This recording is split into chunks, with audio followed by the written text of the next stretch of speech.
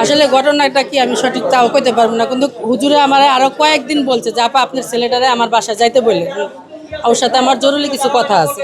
তখন আমার ছেলেরা আমি বলছিলাম, তখন আমার ছেলে বললো যে মা আমি তো ডিউটি করে আসছি, আমি এখন যাইতে পারবো না, সময় পেলে একসময় যাবো।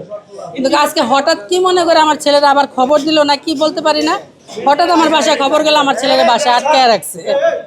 কে আটকে রাখছে আমি আর কইতে পারলাম না। আমিও ভাত বসাইছি, রান্নার থুয়ে আমি এখানে আসছি যে কোথায় আছে দেখি, আসে দেখি যে এই বাসার ভিতরে এরকম গ্যাঞ্জাম। তখন আমার ছেলের জিজ্ঞাসা করলাম কি হয়েছে, তখন আমার ছেলে বলতেছে যে মা ইব্রাহিম হুজুর আমার এই প্রস্তাব দিছে, তার সাথে নাকি দুটা বন্ধু আসছে বাহিরের থেকে, ছেলে মানুষ। বন্ধুরা ছেলে মানুষ পছন্দ করেন, কোনো মেয়ে পছন্দ করেন না। তখন আমার ঘরে নিয়ে আটকে, ঘরের ভিতরে বিছানার ভিতরে তার বেল, রশি, তারপরে ডিশের লাইনের তার, এগুলো ছিল। আমি জোর জবরদস্তি করে সুইটা বাইরে আয়া পড়ছি।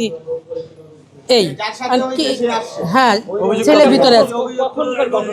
এটা 10টা 10:30 এই টাইমের ঘটনা।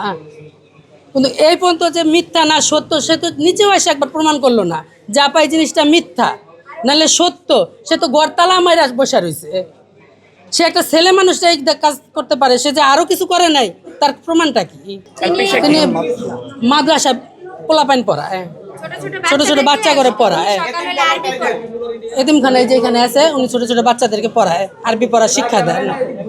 যে আরবি পড়ার শিক্ষা দেয় সে তো অশিক্ষার কাজ করে।